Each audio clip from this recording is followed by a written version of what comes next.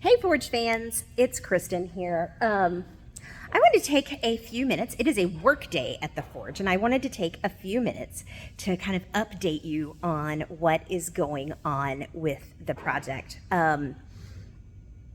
We have been doing a lot of work behind the scenes, and today is a work day, and it is hot and sweaty, and so you can kind of tell that here.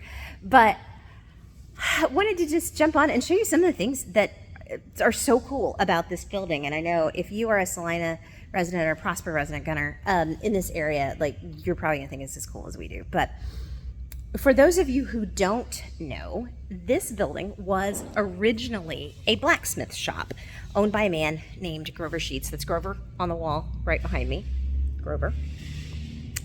And Grover came to Celina from Plano in 1912 to open a blacksmith shop. That is how the restaurant got its name, the Forge 1912. There was literally a forge here dating back to 1912. And so we've been in the process. We bought it, and we've been going through and working on all the architectural plans and everything we're going to do. But I decided to update everyone. I had a conversation with the mayor the other day. We were kind of messaging back and forth, and I was like, I didn't know that we bought a museum, but we did, and here we are. And so want to give you all some insights into the history of this building, some things that we have found, things that we're doing today. So as you may know, the city of Celina is working on a fabulous patio project right out our back door. It's going to connect Lucy's, Tender, and is going to provide a direct path from Louisiana, the front of our building, all the way back to the gazebo on the square. And you'll be able to walk through and stop at Lucy's, stop at Tender. There's going to be tables back there. It's going to be a great project. And so a couple weeks ago, we came through, and they were digging back there, as you would need to do for such a project. And we came across an amazing treasure trove of stuff, metal, that's original to the Forge. So I'm going to, here, look behind me on the floor here. I've got some pictures and I'll put up. All of this and more was found here. They are now covering everything up. We've taken out everything that we get to. They're covering it up with the patio project now. But we have taken out a lot of stuff of historical significance to the city of Celina, and we've got it.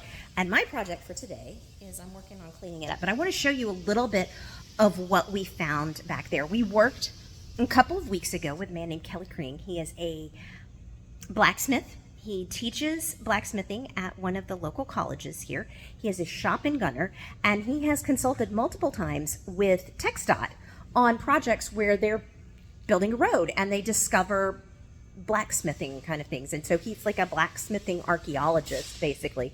And Kelly came out here and he sat with us for about 2 hours the other day and meticulously went through everything and told us what everything was. And he was amazed by, considering how long this business was open. Grover owned this business from 1912 to 1971. And like, the world moved on, right? There's a big difference between 1912 and 1971 in the technology and the things that people were doing. I mean, we're talking before World War I to after men landed on the moon. So the world had changed, but Celina hadn't, apparently. And so everything that we have found here is farm equipment, farm implements. I want to show you a couple of things. So this one here, we found this. It's huge. And I'm going to pick it up. This is a plow, guys. This is a part of a plow. Just crazy. I have a piece. Let's see. Have I taken it out yet? It might still be in cleaning. I have a piece that Kelly thought was actually from the 1880s. He thinks that somebody brought it in, asked Grover to remake the piece, and then they threw out the original. So the 1880s, like, that's within 10, 15 years of the first people ever even coming to Celina.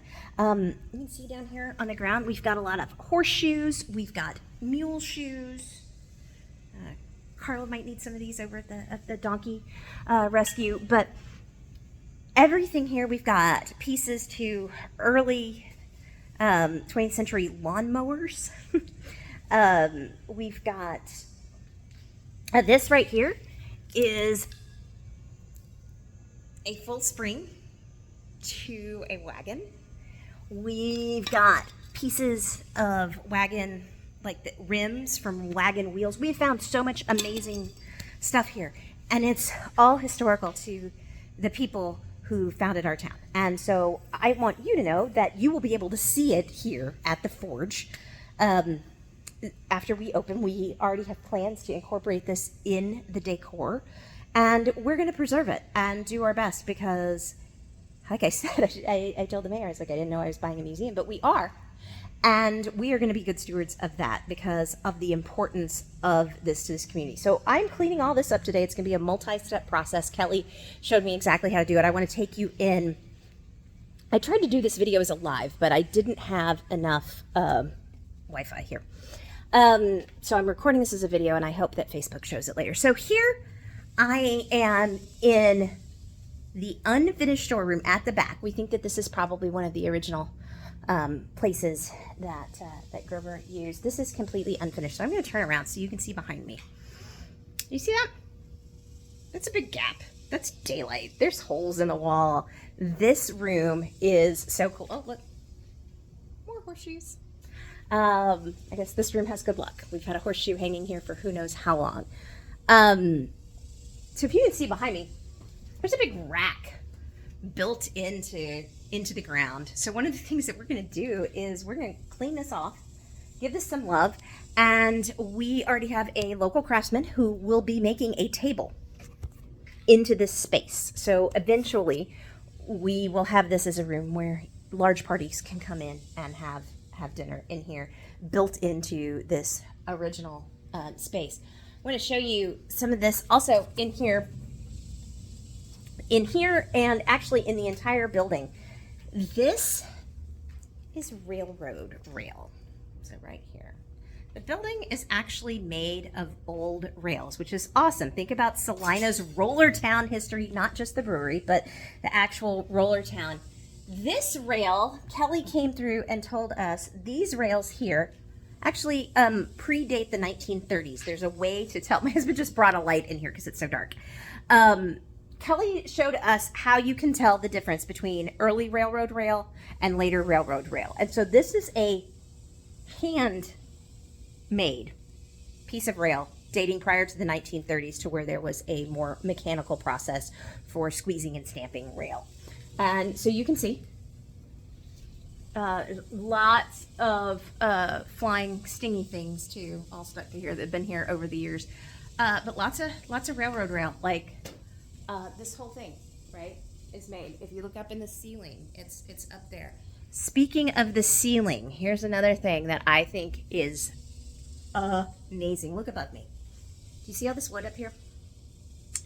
This wood is what? How long is it, Brian?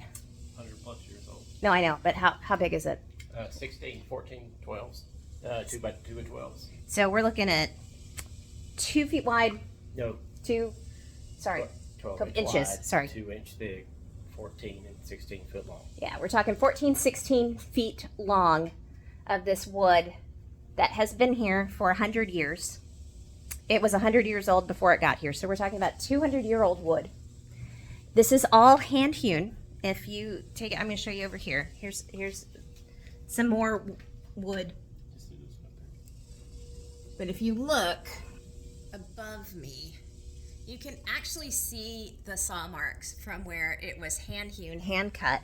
And we've been told that this was wood that was used to repair wagons back when this was a blacksmith shop, and that people would have come here to get, right, I already showed you some of the springs and the rims from the wheels and everything, or tire, no, they wouldn't be tires, they'd be wheels. And then they would need like repair for the boards. And so this is 200-year-old wood used to repair wagons 100 years ago in our community, which I think is amazing.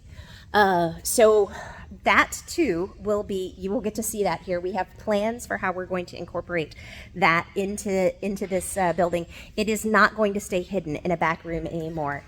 Here behind me, I'm in the main room. If you were ever here when it was Carmela Winery, this is the main room. Joe had seating over here, so I'm in the main room. This is more railroad rail. So this is a post 1930 rail because the manufacturer is like stamped into there. So this is a more industrial produced rail. Some of these have been used, like this one. Some were never used. This was new stuff that I guess Grover just pulled over from the tracks. The beams in the ceiling, everything in the walls, it's all railroad, and it's all stuck in the ground. We don't know what this is. If somebody who has lived in Celina for a long, long time knows this and can tell me what this is, I will love you forever.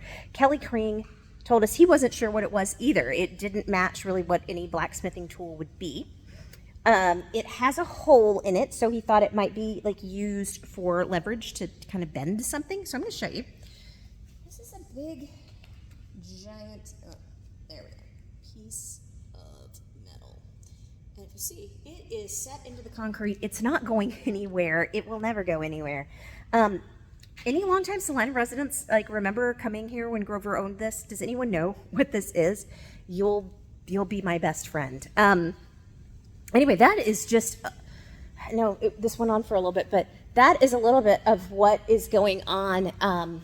We are doing, we've partnered with amazing companies and people in the community who are like experts at certain things, and they are going to help us bring all of this to life. But this is our project, and this is our baby. This is our dream. And as I've said all along, we're Celina residents, and we are completely invested in this project. So we are a little more hands-on on this than some people might actually think. But when you come in here, later this fall,